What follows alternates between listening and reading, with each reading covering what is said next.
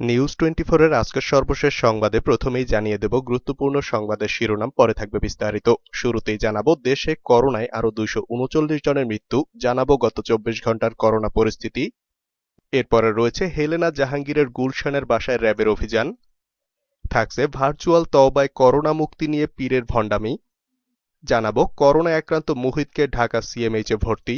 এছাড়া রয়েছে এমপি মন্ত্রীসহ কেউই জবাবদিহির ঊর্ধ্বে নয় মন্তব্য ওবায়দুল কাদেরের, এবং সবশেষে জানাবো শিক্ষাঙ্গনের সন্ত্রাস নৈরাজ্য ছিল বিএনপির আমলেই মন্তব্য তথ্যমন্ত্রীর। পুরো খবর পেতে ভিডিওটি শেষ পর্যন্ত দেখুন।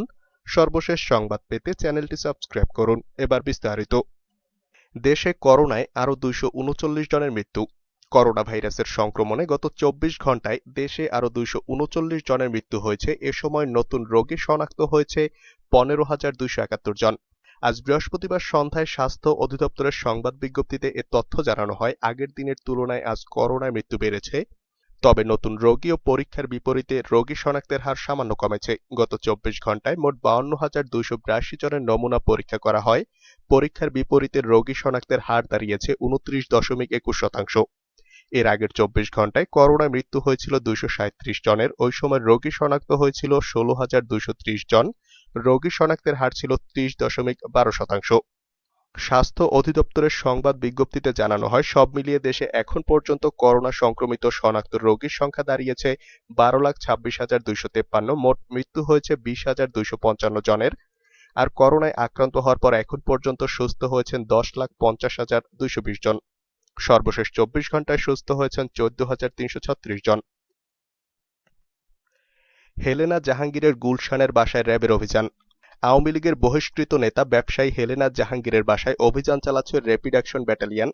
বৃহস্পতিবার রাতে র্যাবের একটি দল তার গুলশানের বাসায় অভিযান শুরু করে। র্যাবের অতিরিক্ত মহাপরিচালক কর্নেল কে এম আজাদ অভিযানের বিষয়টি নিশ্চিত করেন। আজ রাত 9টার দিকে তিনি প্রথম আলোকে বলেন, র্যাব 2 এর একটি দল গুলশান 2 এর 36 নম্বর সড়কে হেলেনা জাহাঙ্গীরের বাসায় অভিযান শুরু করেছে। আওয়ামী লীগের মহিলা বিষয়ক উপকমিটির সদস্য পদ থেকে গত রোববার হেলেনা জাহাঙ্গীরকে অব্যাহতি দিয়ে আনুষ্ঠানিক সংবাদ বিজ্ঞপ্তি দেওয়া হয়। বিজ্ঞপ্তিতে উপকমিটির সদস্য সচিব ও আওয়ামী লীগের মহিলা বিষয়ক সম্পাদক মেহের আফরোজ সই করেন। এতে বলা হয়, হেলেনা জাহাঙ্গীর আওয়ামী লীগের মহিলা বিষয়ক উপকমিটির সদস্য ছিলেন, কিন্তু সামাজিক যোগাযোগ মাধ্যমে প্রচারিত তার সাম্প্রতিক কর্মকাণ্ড সংগঠনের নীতি বহির্ভূত হওয়ায় আওয়ামী লীগের মহিলা বিষয়ক উপকমিটির সদস্য পদ থেকে তাকে অব্যাহতি দেওয়া হয়েছে। বিজ্ঞপ্তি দেওয়ার আগে গত শনিবার রাতে মেহের আফরোজ প্রথম আলোকে বলেছিলেন, হেলেনা জাহাঙ্গীর উপকমিটির সঙ্গে সমন্বয় করে কাজ করতে পারছেন না। তার কিছু কিছু কাজ সংগঠনকে বিব্রত করছে, এজন্য তাকে উপকমিটির সদস্য পদ থেকে অব্যাহতি দেওয়ার নীতিগত সিদ্ধান্ত হয়েছে। শিগগিরই আনুষ্ঠানিকভাবে তা জানানো হবে। ভার্চুয়াল তওবায় করোনা মুক্তি নিয়ে পীরের ভণ্ডামি। সর্বরোগের দাওয়াই লাঠির বাড়ি ও পানি পড়া সেই পীরের এবার দাবি, মোবাইলে বা ভার্চুয়াল পদ্ধতিতে তার তওবা পড়লেই কোনো ধরনের ওষুধ ছাড়া করোনা মুক্ত হবে।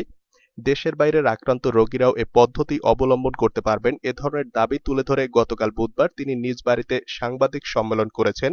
এ নিয়ে সৃষ্টি হয়েছে ব্যাপক আলোচনা সমালোচনা। স্থানীয় সূত্র জানায়, ময়মনসিংহ কিশোরগঞ্জ মহাসড়কের নান্দাইল উপজেলার তারারহাট এলাকার লিয়াকত আলী খান নামে এক ব্যক্তি নিজেকে পীর দাবি করে প্রতি সপ্তাহে শুক্রবার নিজ বাড়ির সামনে বিভিন্ন ধরনের রোগীদের চিকিৎসা দেন। 2টি পদ্ধতি অবলম্বন করে তিনি এসবের চিকিৎসা দিয়ে থাকেন। একটি হলো লাঠির বাড়ি, আরেকটি হলো পানি পড়া। গত প্রায় 4-5 বছর ধরে তিনি এই পীরালি করে যাচ্ছেন নির্বিঘ্নে। এ নিয়ে কালের কণ্ঠে মারলে ডান্ডা রোগ হয় ঠান্ডা শিরোনামে সংবাদ প্রকাশ হয়। এরপর থেকে সাধারণ লোকজনের মধ্যে কিছুটা সতর্কতা দেখা দিলেও কিছুদিন পর ফের একই অবস্থা।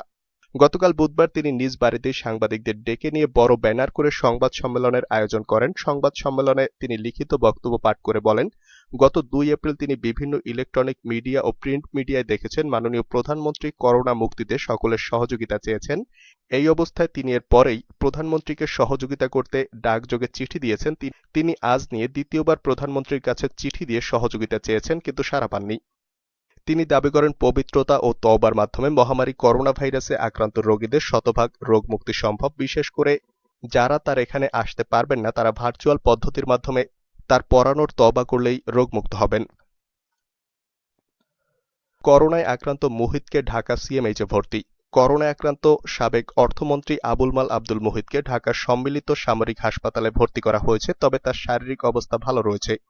প্রধানমন্ত্রী শেখ হাসিনার নির্দেশে বৃহস্পতিবার আবুল মাল আব্দুল মুহিতকে ঢাকা সিএমএইচে ভর্তি করা হয় বলে যুগান্তরকে জানিয়েছেন তার ছোট ভাই ও পররাষ্ট্রমন্ত্রী ডক্টর এ কে আব্দুল মোমেন।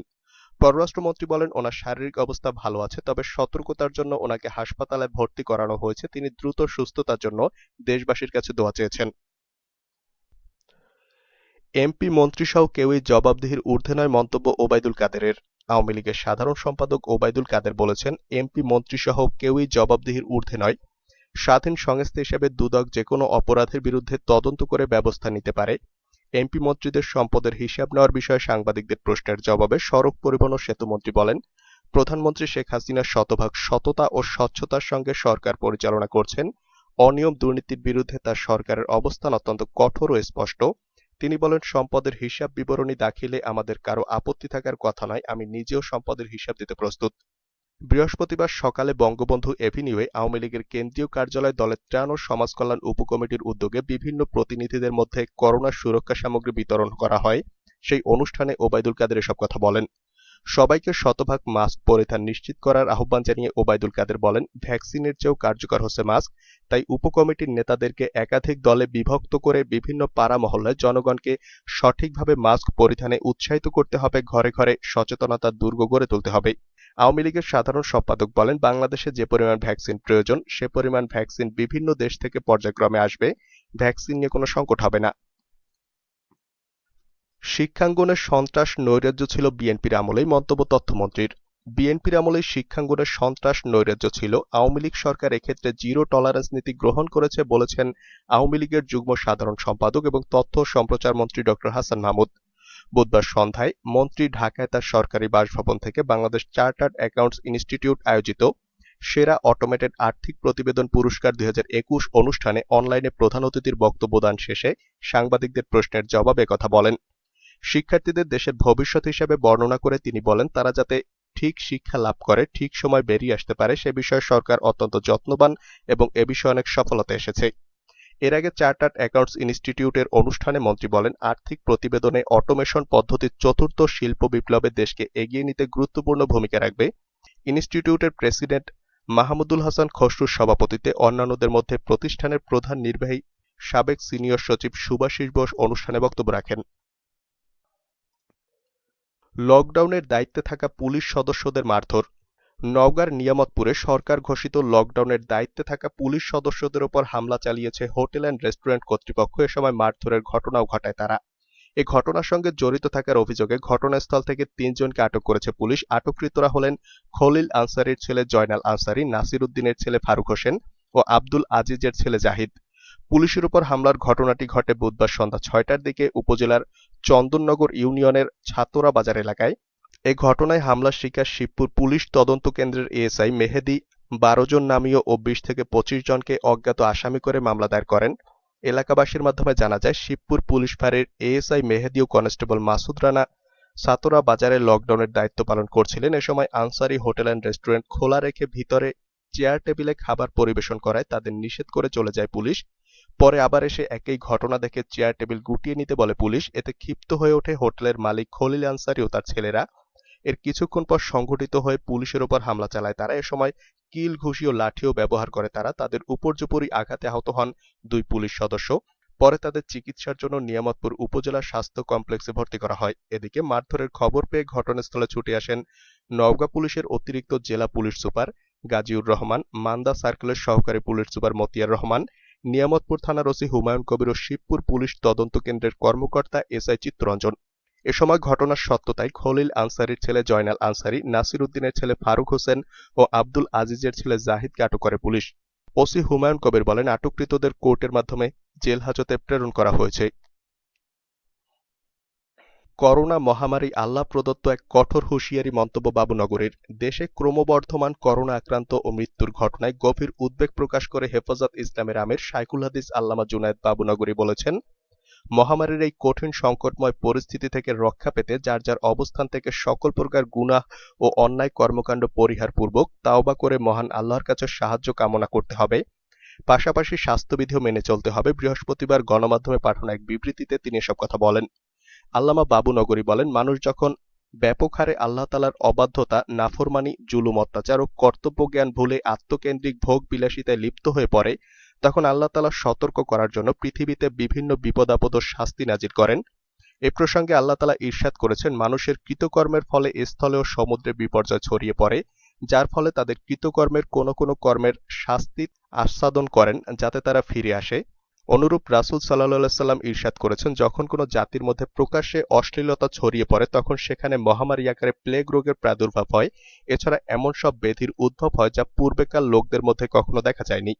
হেফাজত আমির বলেন, বর্তমানে বিশ্বময় জুলুম, অত্যাচার ও পাপকর্ম মহামারীর মতো ছড়িয়ে পড়েছে। এমন কোনো অন্যায় অপরাধকর্ম নেই যেটা সমাজকে আক্রান্ত করেনি। মানুষ অন্ধের মতো ভোগ বিলাসিতা, জেনা, ব্যভিচার, নেশায় লিপ্ত হচ্ছে। সর্বস্তরে নগ্নভাবে জুলুম, অত্যাচার, অধিকার হরণ, সুদ, ঘুষ, বিচারহীনতা ও শোষণ বিশ্বময় বিস্তার করেছে। করোনা ভাইরাসের যে অপ্রতিরোধ্য প্রাদুর্ভাব দেখা যাচ্ছে তাতে প্রতীয়মান হয় যে এই মহামারী আল্লাহ তাআলা প্রদত্ত এক কঠোর হুঁশিয়ারি সতর্কবার্তা। বাবু নগরী বলেন, করোনা মহামারীর দুর্যোগ থেকে রক্ষা পেতে তাই সকলের প্রধান কর্তব্য হচ্ছে সকল প্রকার অন্যায়, জুলুম, পাপাচার ও বেইনসাফি থেকে বিরত হয়ে ভবিষ্যতে আর কখনো না করার সংকল্প করে খালেস মনে তওবা করে আল্লাহমুখী হয়ে যাওয়া।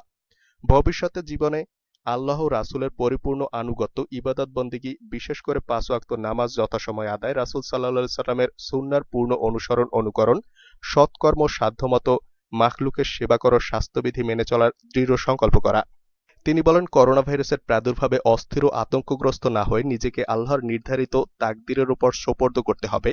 সুস্থিরতার সাথে চিকিৎসকদের পরিপূর্ণ নির্দেশনা অনুসরণ করে চলতে হবে। বেশি বেশি তাওবা, ইস্তিগফার, নফল নামাজ, কুরআন তেলাওয়াত ও জিকিরে থাকতে হবে। আল্লাহর দরবারে রোনা জারি করে তার সাহায্য ও রহমত কামনা করতে হবে। একমাত্র আল্লাহর দয়া, রহমত ও ইচ্ছা ছাড়া মহামারীর এই দুর্যোগ কেউ রোধ করতে পারবে না।